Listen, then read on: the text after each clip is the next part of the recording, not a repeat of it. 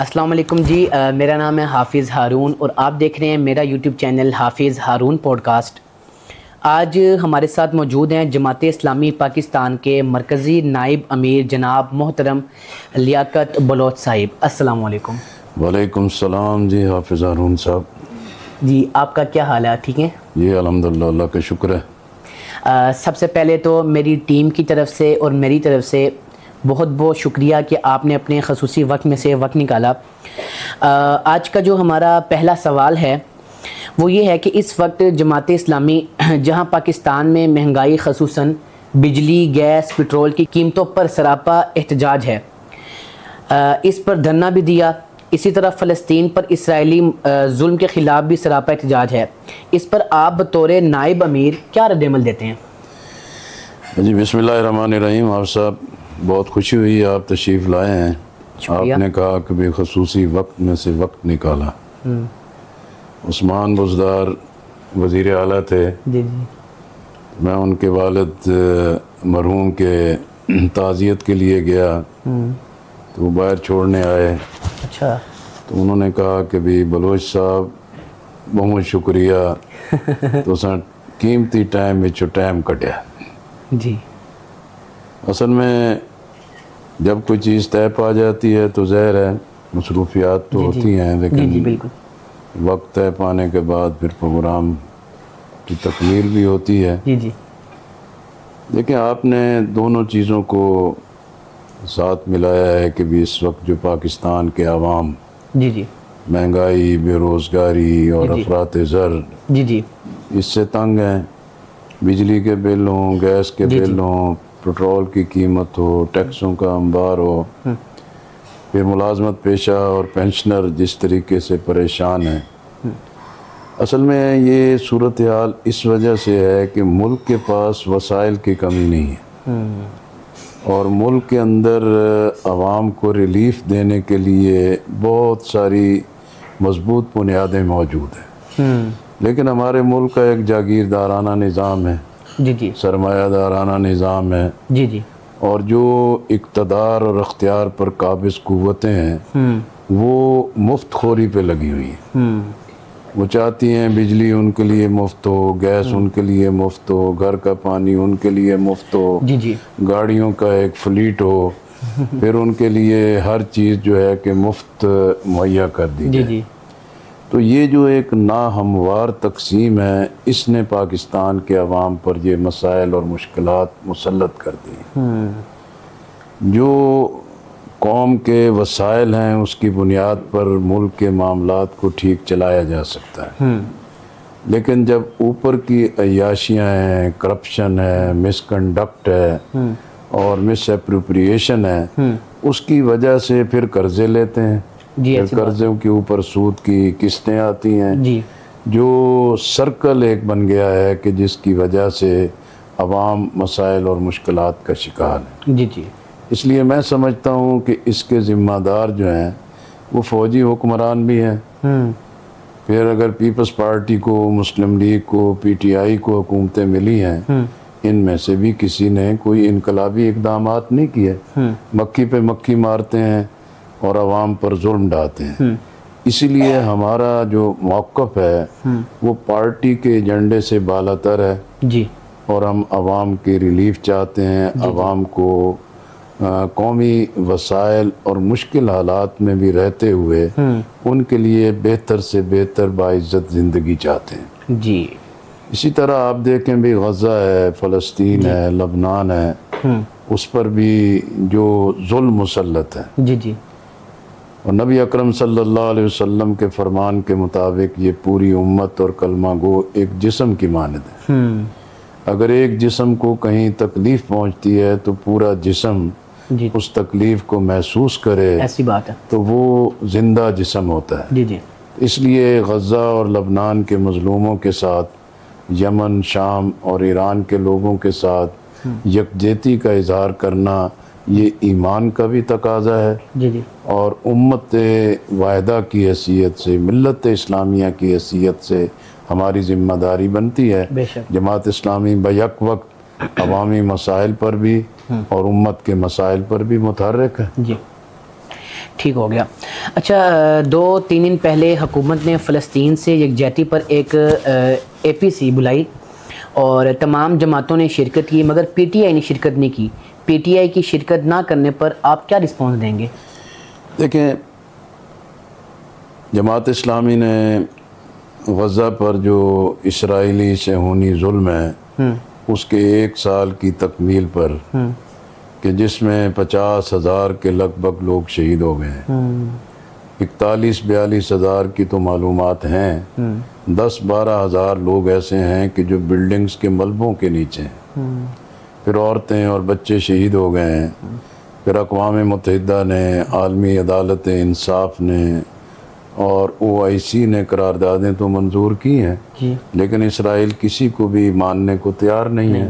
وہ غنڈہ گردی پہ، بدماشی پہ اور ظلم پہ اترا ہوا ہے. اس لیے فرینڈز آف فلسطین کی طرف سے اپیل تھی کہ 7 اکتوبر کو پوری دنیا میں یکجہتی کا اظہار کیا جائے. جماعت اسلامی نے اس کو پلان کیا، لیکن ہمارے پیش نظر تھا کہ صرف ایک پارٹی کی بنیاد پہ نہیں بلکہ تمام جماعتوں کو مل کر اس یکجہتی کا اظہار کرنا چاہیے. اسی لیے ہم نے سب سے پہلے PTI کی لیڈرشپ سے ملے، پھر بلاول بھٹو کے ساتھ ملے، پھر وزیر اعظم شہباز شریف صاحب کے ساتھ ملے اور دیگر رہنماؤں کے ساتھ بھی رابطے کیے. اور اسی بنیاد پر یہ طے پایا کہ ہم کسی ایک پارٹی کی جگہ پہ نہیں، فلسطین کے مسئلے پہ یکجہتی کا اظہار کریں. بہت اچھی کانفرنس رہی، سب نے بہت اچھے جذبات کا اظہار کیا، اور اس کے بعد اس کے فالو اپ میں غزہ کے مظلوموں کی مدد کے لیے بھی ایک ورکنگ گروپ نے اپنا کام شروع کیا ہے. لیکن میں سمجھتا ہوں کہ بھی PTI کی لیڈرشپ کو اس موقع پر شریک ہونا چاہیے تھا. یعنی ہزار اختلاف تھے. اب خیبر پختونخوا میں وزیر اعلیٰ خیبر پختونخوا کے دفتر میں یا ان کی موجودگی میں وفاقی حکومت کے نمائندے بھی موجود تھے، گورنر KP بھی موجود تھے. تو میں سمجھتا ہوں کہ بھی پارٹیوں کو اختلاف اپنا جتنا بھی بلند کرنا ہو ضرور کرنا چاہیے، لیکن جہاں اتفاق رائے کا اور یکجہتی کا اظہار ہو اس میں کسی کنجوسی کا مظاہرہ نہیں کرنا چاہیے.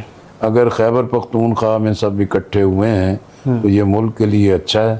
اگر ہم فلسطین کے مسئلے پہ سب مل کے بیٹھتے تو یہ 25 کروڑ عوام کی طرف سے فلسطینیوں کے ساتھ کامل یکجہتی کا اظہار ہوتا. اس موقع پر جبکہ انٹرنیشنل شنگھائی تعاون تنظیم کا اجلاس اسلام آباد میں ہونے جا رہا ہے اور PTI اس موقع پر احتجاج کا اعلان کر چکی ہے، تو کیا یہ اس PTI کے احتجاج قومی نقصان کا باعث بن سکتی ہے؟ دیکھیں، احتجاج کرنا تو ہر پارٹی کا سیاسی، جمہوری اور آئینی حق ہے. لیکن احتجاج کو پرامن رہنا، وائلنس سے بچنا، کیونکہ سیاسی جماعتوں کا احتجاج اگر پرتشدد ہو تو اس کا فائدہ تو اسٹیبلشمنٹ کو ہوتا ہے، غیر جمہوری قوتوں کو ہوتا ہے. لیکن پھر یہ ہے کہ بھی اس احتجاج کے حق کو بھی ایک مناسب موقع پر استعمال کرنا، یہ بھی ایک سیاسی دانش مندی ہوتی ہے. اب جب SCO کا شنگھائی تعاون تنظیم کا اجلاس پاکستان میں ہو رہا ہے جس میں مختلف ممالک کے سربراہ آئیں گے، اور ظاہر ہے کہ یہ جو کانفرنس ہوتی ہے یہ کسی ایک حکومت کی یا پارٹی کی نہیں ہوتی، یہ تو پورے ملک کا ایک مشترکہ سرمایہ، اثاثہ اور اس کی ایک محنت ہوتی ہے. اور ایک طویل مدت سے شنگھائی کوآپریٹو آرگنائزیشن کے بارے میں ہماری مختلف حکومتیں اس کا حصہ دار رہی ہیں. اب جب کہ اسلام آباد میں یہ کانفرنس ہو رہی ہے، اس کا پرامن رہنا، پوری قوم کا اس کی پشت پہ موجود ہونا، یہ پاکستان کا فائدہ ہوگا. دوسرا یہ ہے کہ جب اب وہ ہائی کورٹ کے جہاں سے PTI کو مسلسل ریلیف مل رہا ہے، اب اسی ہائی کورٹ نے بندش بھی عائد کی ہے کہ بھی 17 تک کوئی مظاہرہ نہ کیا جائے، تو PTI کو اس سے غور کرنا چاہیے تھا. اور میں سمجھتا ہوں کہ PTI کے اس اعلان سے اگر حکومت کو یا اسٹیبلشمنٹ کو کوئی اور اقدامات کے مواقع ملتے ہیں تو یہ ممکن ہے کہ یہ فیصلہ اس کی سہولت کاری کرے. ایسے موقع پر احتجاج نہ ہو تو اچھا ہے. ٹھیک ہو گیا. اچھا، بانی پی ٹی آئی کی قید پی ٹی آئی اور حکومت کے دوران موجودہ کشیدگی پر آپ کی جماعت کا کیا موقف ہے؟ دیکھیں، ظاہر سی بات ہے کہ بھی یہ جو حکومت اور اپوزیشن کی کشمکش تو رہتی ہے، لیکن اس وقت تین بنیادی چیزیں ہیں۔ ایک تو 2024 کا انتخاب ہے، 2013 کا الیکشن بھی متنازع تھا، 2018 کا بھی متنازع تھا، اور توقع تھی کہ کوئی عقل اور شعور کا کام کیا جائے گا اور 2024 کے انتخاب کو سیاسی استحکام کی مضبوط بنیاد بننے دیا جائے گا۔ ٹھیک ہے، لیکن یہ ایک متنازع انتخاب ہے جس کی وجہ سے ایک سیاسی عدم استحکام بڑھتا جا رہا ہے۔ دوسرا یہ ہے کہ اگر انتخاب کروانا ہے اور انتخاب کے تقدس کو آپ قائم نہیں رکھیں گے تو ملک بھی غیر مستحکم ہوگا، سیاسی عدم استحکام ہوگا اور اقتصادی مسائل بڑھتے چلے جائیں گے۔ تیسرا یہ ہے کہ بھی سیاسی جو قوتیں ہوتی ہیں ان کا اصل کام تو یہی ہوتا ہے کہ سیاست ضرور کریں لیکن سیاسی بحرانوں کا حل بھی سیاسی بنیادوں پر تلاش کریں، اور وہ اسی صورت میں ممکن ہے کہ بھی سیاسی قومی قیادت جو ہے وہ باہم ڈائلاگ کرے، مذاکرات کرے، اور مذاکرات ہی بالآخر مسائل کا حل ہوتا ہے۔ اب آپ دیکھیں پی ٹی آئی نے آئینی ترامیم پر جی جو ہے حکومت کے ساتھ مذاکرات کر رہی ہے، ان کے ساتھ جا کے بیٹھتے ہیں۔ اگر آپ اس قدر شدید اختلاف کے باوجود بھی اپنی ضرورت کے مطابق مذاکرات کرنے کو بیٹھیں تو قومی قیادت کیوں شعور کا مظاہرہ نہیں کرتی؟ ملک اقتصادی مسائل سے گھرا ہوا ہے، عام آدمی کی زندگی بہت ہی اجیرن ہو گئی ہے، سیاسی عدم استحکام ملک کے لیے ایک جان لیوا بن رہا ہے، اور انتخابات حالات کو بہتر کرنے کی بجائے اور تباہی کا باعث بنتے ہیں۔ تو اس کا علاج تو کوئی فوج یا اسٹیبلشمنٹ نہیں کرے گی، اس کا علاج تو قومی سیاسی قیادت کے پاس ہے۔ اس لیے سیاسی قیادت کو ڈائلاگ کرنا چاہیے۔ ٹھیک ہو گیا۔ اس وقت حکومت پارلیمنٹ میں آئینی ترامیم کرنے جا رہی ہے جس پر ان کی اتحادی جماعتوں کے علاوہ باقی تمام اپوزیشن پارٹیز مخالفت کر رہی ہیں، خصوصاً جے یو آئی مخالفت کر رہی ہے۔ آپ کی جماعت ترامیم کے حوالے سے حکومت کا ساتھ دے گی یا اپوزیشن کا؟ دیکھیں، اس وقت تو پارلیمنٹ میں ظاہر ہے ہماری نمائندگی نہیں ہے، جی، لیکن ہم ملک کے اندر اپنا ایک سیاسی اثر رکھتے ہیں۔ جی، یہ بات واضح ہے کہ آئین پاکستان کے مطابق پارلیمنٹ کے پاس یہ اختیار ہے کہ وہ 2/3 اکثریت کے ساتھ ترمیم کر سکتی ہے۔ جی، کر سکتی ہے۔ لیکن اب مسئلہ یہ ہے کہ بھی 2024 کے انتخاب سے یہ حکومت بھی متنازع ہے، اس پارلیمنٹ کی اکثریت بھی متنازع ہے، پھر اس اتحادی حکومت کے پاس 2/3 اکثریت بھی نہیں ہے۔ جی، تو جب یہ بہت سارے اس میں ifs اینڈ بٹس موجود ہیں، سوالات موجود ہیں، تو پھر ایک ایسا دستور جو کہ پوری قوم کا متفقہ دستور ہے، ایک متنازع حکومت، ایک متنازع اکثریت جو ہے کہ وہ غیر جمہوری اقدام کے ذریعے متفقہ آئین کو کیوں متنازع نہیں بنا رہی؟ جی، اس لیے جماعت اسلامی کا موقف یہی ہے۔ ہم نے جے یو آئی سے بھی یہی بات کی، ہم نے پی ٹی آئی کے ساتھ بھی یہی بات کی کہ جب آپ کو انتخاب پر اعتراض ہے، پارلیمنٹ پر اعتراض ہے، اس کی اکثریت پر اعتراض ہے اور اس کی غیر جمہوری نوعیت پر آپ بات کرتے ہیں، تو پھر ایک ایسی آئینی ترامیم جو کہ آئین کا حلیہ بگاڑ سکتی ہے، عدلیہ کے پورے نظام کو مزید تباہی اور بربادی سے دوچار کر سکتی ہے، تو پھر اس میں پی ٹی آئی کو، جے یو آئی کو ڈائلاگ نہیں کرنا چاہیے، اسے مکمل طور پر یہ ترامیم مسترد کر دینی چاہیے۔ جماعت اسلامی کا ان ترامیم کے حوالے سے بڑا واضح موقف ہے، اور حافظ نعیم الرحمن صاحب نے یہ بار بار بات دہرائی ہے کہ حکومت سے اس مسئلے پر ڈائلاگ کرنے کی بجائے ان آئینی ترامیم کو مکمل طور پر مسترد کر دینا چاہیے اور آئین پاکستان کو متنازع ہونے سے بچانا چاہیے۔ ٹھیک ہو گیا۔ پاکستان کی اس موجودہ صورتحال میں جماعت اسلامی کیا کردار ادا کرے گی؟ دیکھیں، اس وقت تو جو صورتحال ہے اس میں تو ہم بار بار جو ملاقاتیں کرتے ہیں، رابطے کرتے ہیں، اس میں تو ہماری تجویز یہی ہوتی ہے کہ بھی سیاسی جماعتوں کو سیاسی مسائل پر ڈائلاگ کرنا چاہیے۔ اب جیسے انتخاب متنازع ہے یا مینڈیٹ چوری کیا گیا ہے یا جن کا مینڈیٹ ہے ان سے چھین کر کسی اور کو دیا گیا ہے، تو اب اس کے لیے علاج کیا ہے؟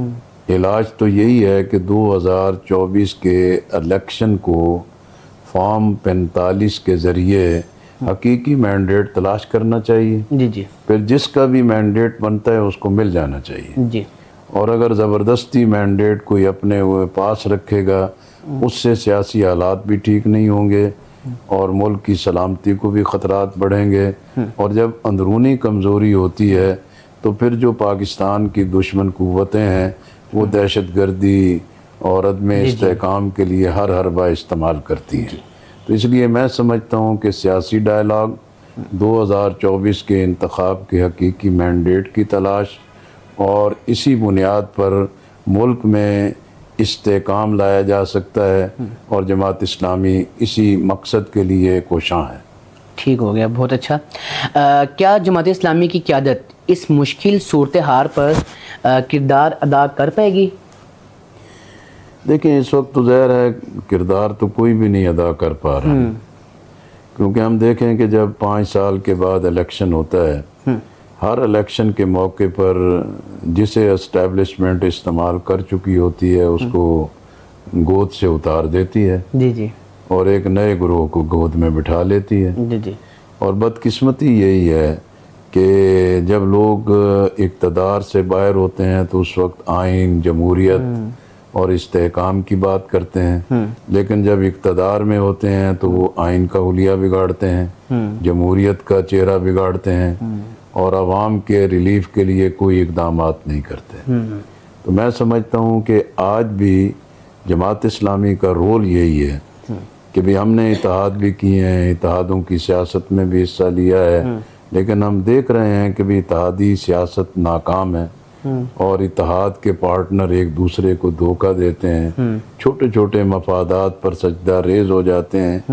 اس لیے ہمارا موقف یہی ہے کہ اتحادی سیاست نہ بھی ہو لیکن قومی ڈائلاگ ہونا چاہیے، جی اور قومی مسائل پر کم از کم ایجنڈے پر، قومی ترجیحات پر اکٹھا ہونا چاہیے، جیسے آئین کا تحفظ ہے، جمہوریت کا تحفظ ہے، جی شفاف اور غیر جانبدارانہ انتخابات ہیں، اور یہ جو الیکٹیبلز کی بلیک میلنگ ہے اس سے نجات پانے کے لیے متناسب نمائندگی کے طرز کے انتخاب کو اختیار کرنا، یہ وہ چند بنیادی چیزیں ہیں جس کی طرف ہم کوشاں ہیں، اور اقتصادی محاذ پر ہم سمجھتے ہیں کہ وفاقی شرعی عدالت کا جو فیصلہ ہے اس کو نافذ ہونا چاہیے، اور پاکستان کو اللہ نے بے پناہ وسائل اور قدرتی وسائل سے مالا مال کیا ہے، اور اسی بنیاد پر ہمیں خود انحصاری، خودداری، اپنے آپ پر اعتماد اور بیرونی بیساکھیوں کو توڑنے کے لیے اقدامات کرنے چاہیے۔ تو جماعت اسلامی سیاسی استحکام کے لیے بھی، معاشی بحرانوں کے خاتمے کے لیے بھی اپنی ایک مثبت مسلسل کوششیں کر رہی ہے۔ جی لیاقت بلوچ صاحب، آپ کی جماعت کا نیٹ ورک پورے پاکستان میں ہے اور آپ کے پی کے حکومت کا حصہ بھی رہے ہیں، لیکن اب پارلیمنٹ میں آپ کی نمائندگی نہیں ہے، اس کی کیا وجہ ہے؟ دیکھیں ہم اتحادوں کا حصہ رہے ہیں، جیسے آپ نے کہا کہ بھی کے پی میں پی ٹی آئی کے ساتھ ہم نے مل کے حکومت بنائی، اس میں اتحاد نہیں تھا، ہم حکومت سازی کا حصہ تھے۔ اسی طرح ماضی میں دیکھیں قومی اتحاد بنا، اسلامی جمہوری اتحاد بنا، متحدہ مجلس عمل بنی، اور اسی طرح مل جل کے چلنے کی سیاست میں جماعت اسلامی نے مخلصانہ اپنا کردار ادا کیا ہے۔ ہم جس اتحاد میں بھی ہوتے ہیں اس میں ہمارا اپنی پارٹی، اپنی ذاتی مفادات کی ترجیح نہیں ہوتی۔ ہم ہمیشہ چاہتے ہیں کہ اتحاد بننے کے بعد جو عوام کی امیدیں بڑھ گئی ہیں اس کے مطابق سیاست اور ملک کی خدمت ہونی چاہیے، لیکن جب ہم ان طویل تجربات کی روشنی میں اس نتیجے پر پہنچے کہ بھی یہ جو اتحادوں میں ہم ہوتے ہیں ہم تو اپنا ایک مخلصانہ کردار ادا کرتے ہیں، جب باقی اپنا کردار کوئی منفی ادا کرتے ہیں جی تو لوگ جماعت اسلامی کے بارے میں کہتے ہیں بھی آپ تو ٹھیک لوگ ہیں، اصولی اور نظریاتی لوگ ہیں، امانت اور دیانت سے کام کرتے ہیں، جی آپ لوگوں کی خدمت کرتے ہیں، تو پھر آپ ان ساری غلط کاریوں کا حصہ کیوں بن جاتے ہیں؟ اسی لیے جماعت اسلامی نے 2013 میں بھی کوشش کی تھی، لیکن 2018 میں پھر اتحاد بنا، اس کے نتائج بھی اچھے نہ ہوئے۔ 2024 کے الیکشن سے پہلے جماعت اسلامی نے دو ٹوک فیصلہ کیا کہ اب ہم اتحادوں کی سیاست کی بجائے اپنی بنیاد پہ، اپنے انتخابی نشان ترازو کی بنیاد پہ، اپنے صاف ستھرے کردار، عوام کی خدمت اور سیاست میں جو امانت اور دیانت کی بنیاد پر ہمارا کام ہے، لوگوں کے اندر ساکھ ہے، اسی حوالے سے ہم ایک طویل المیعاد جد و جہد لے کر آگے بڑھیں گے۔ تو یہی وجہ ہے کہ ہم نے پہلے سے بہتر ووٹ حاصل کیے ہیں، جی جی 25-26 لاکھ ووٹ ہمیں ملے ہیں۔ جی جی انشاءاللہ ہمارا ٹارگٹ ہے آنے والے انتخابات میں ہم 50 سے 75 لاکھ کے درمیان ووٹ حاصل کریں گے۔ انشاءاللہ وہ ہماری سیاسی پیش رفت کا ذریعہ بھی ہوگا جی اور اسمبلیوں میں، پارلیمنٹ میں نمائندگی کا ذریعہ بھی بنے گا۔ جی تو اس لیے ہم نے ایک طویل میعاد کی حکمت عملی طے کی ہے اور اس پر ہم کام کر رہے ہیں۔ اگر پارلیمنٹ میں ہماری نمائندگی نہیں بھی ہے تو جماعت اسلامی کو محض پارٹی میں پارلیمنٹ میں نمائندگی یا اس کی عددی قوت سے نہیں، بلکہ اس کا جو ملک گیر ایک نیٹ ورک ہے، جد و جہد کا نیٹ ورک ہے، اسٹریٹ پاور ہے، اور عوام جانتے ہیں کہ جماعت اسلامی ایک باصول سیاست کرتی ہے، تو اس بنیاد پہ ہم اپنا پورا کردار ادا کر رہے ہیں اور ملک کی سیاست میں الحمدللہ جماعت اسلامی کا ایک وزن ہے اور جماعت اسلامی کی اہمیت ہے۔ جی بالکل۔ اس کے علاوہ بہت اچھا لگا تمام باتیں کر کے، آپ سے گپ شپ کر کے۔ اس کے علاوہ ہماری نیو آنے والی نیشن کو آپ کیا پیغام دینا چاہیں گے؟ دیکھیں، میں نوجوانوں سے، نئی نسل سے کہتا ہوں کہ مستقبل تو آپ کا ہے۔ جی آج آپ نوجوان ہیں لیکن مستقبل کو آپ نے سنبھالنا ہے، اور آپ کو اس چیز کو پیش نظر رکھنا چاہیے کہ یہ جو مفادات کی دنیا ہے اور ایکسپلائٹیشن کی جو پوری سیاست ہے، اور پھر اسی طرح سیاست میں قوم پرستی، برادری، گروہ بندی اور علاقائیت اور لسانیت کی بنیاد پر جو قوم کو تقسیم کیا گیا ہے، اسی طرح دینی اور مذہبی محاذ پر دیوبندی، بریلوی، شیعہ، اہل حدیث مسلک رکھنا کوئی بری بات نہیں ہے، یہ تو دین کی تعلیمات کا ایک خاصہ ہے، لیکن اس کی بنیاد پہ تعصبات میں چلے جانا، عدم برداشت ہونا، کسی کو برداشت کرنے کے لیے تیار نہ ہونا اور اپنے جذبات کو شدت کی انتہا پہ لے جانا، یہی تباہی کا باعث ہے۔ اسی طرح آج سوشل میڈیا، انٹرنیٹ اور ڈیجیٹلائزیشن جو ہے، یہ بہت بڑی طاقت ہے۔ جی جی اگر ہم اس کو جھوٹ، فریب، غیبت اور غلط کاری کے لیے استعمال کریں گے تو آپ کے پاس اختیار ہے، آپ استعمال کر سکتے ہیں، جی لیکن علم کے لیے ہو، تحقیق کے لیے ہو اور معلومات کے لیے ہو، دنیا کو جاننے کے لیے ہو، تو یہ آپ کے لیے ایک بڑی طاقت بن سکتا ہے۔ تو اس لیے میں نوجوان نسل سے کہوں گا کہ اس پورے حالات کے تناظر میں اپنی اہمیت کو پہچانیں، اپنی طاقت کو پہچانیں، مایوس نہیں ہونا چاہیے۔ جی مایوسی کفر بھی ہے اور مایوسی تباہی کی طرف بھی لے کے جاتی ہے۔ مستقبل آپ کا ہے اور نوجوانوں کو پوری ہمت اور استقامت کے ساتھ اس جبر کی پوری جو کڑیاں ہیں ان کو توڑنا ہوگا اور اپنے مستقبل کو خود سنبھالنا ہوگا۔ جی میرا ایمان اور یقین ہے کہ انشاءاللہ پاکستان کا مستقبل روشن ہے انشاءاللہ اور نوجوانوں کے اندر بے پناہ صلاحیتیں ہیں۔ جی انشاءاللہ نوجوانوں میں اسلام کی محبت بھی ہے، جی پاکستان کی محبت بھی ہے، باعزت زندگی سے ان کا عشق بھی ہے، لیکن یہ کام خوابوں کی دنیا میں رہ کے نہیں ہو سکتا، عمل کے میدان میں اور پوری طرح تحرک میں رہ کے یہ منزل حاصل کی جا سکتی ہے۔ جی نوجوان اپنے آپ پر اعتماد کریں جی اور اپنے مستقبل کو سنبھالنے کے لیے عملی اقدامات کریں۔ جی جی بہت اچھی بات کی۔ اسی کے ساتھ جو ہے وہ آج کا پوڈ کاسٹ ہم یہیں پر اینڈ کرتے ہیں۔ اگر آپ کو ویڈیو اچھی لگی ہو، ویڈیو کو لائک کیجیے گا اور اپنے خیالات کا اظہار کمنٹ باکس میں لازمی کیجیے گا۔ اسی کے ساتھ اپنے ہوسٹ محمد ہارون کو دیں اجازت. اللہ حافظ.